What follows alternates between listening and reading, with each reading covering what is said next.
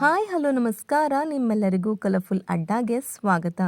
Big boss Kannada season 12ರ winner ಹಾಗೂ runner up ಯಾರು ಅನ್ನೋದನ್ನು ಈ ವಿಡಿಯೋದಲ್ಲಿ ತಿಳಿಯೋಣ.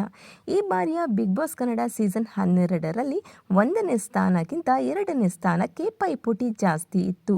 ಬಿಗ್ ಬಾಸ್ ಕನ್ನಡ ಸೀಸನ್ 12ರಲ್ಲಿ ಬಹುಮತದಿಂದ ಗಿಲ್ಲಿ ನಟರವರು ವಿನ್ನರ್ ಆಗಿ ಹೊರಹೊಮ್ಮಿ 50 ಲಕ್ಷ ರೂಪಾಯಿ ನಗದು, ಮಾರುತಿ ಕಾರ್, ಟ್ರೋಫಿಯನ್ನ ಬಹುಮಾನವಾಗಿ ಗೆದ್ದಿದ್ದಾರೆ. ಇನ್ನು ಟಾಪ್ 3ನಲ್ಲಿ ಇದ್ದಿದ್ದು ಅಶ್ವಿನಿ ಗೌಡ ಹಾಗೂ ರಕ್ಷಿತಾ ಶೆಟ್ಟಿ.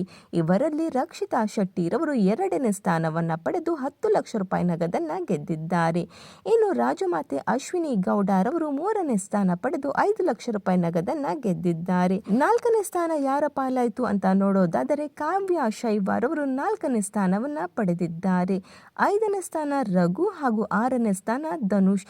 ಇವರಿಬ್ಬರು ತಲಾ 3.5 ಲಕ್ಷ ರೂಪಾಯಿ ನಗದನ್ನ ಬಹುಮಾನವಾಗಿ ಗೆದ್ದಿದ್ದಾರೆ. ರಕ್ಷಿತಾರವರು ರನ್ನರ್ ಅಪ್ ಆಗಿದ್ದು ನಿಮಗೆ ಎಷ್ಟು ಖುಷಿ ಆಯಿತು ಅನ್ನೋದನ್ನ ಕಾಮೆಂಟ್ ಮೂಲಕ ತಿಳಿಸಿ.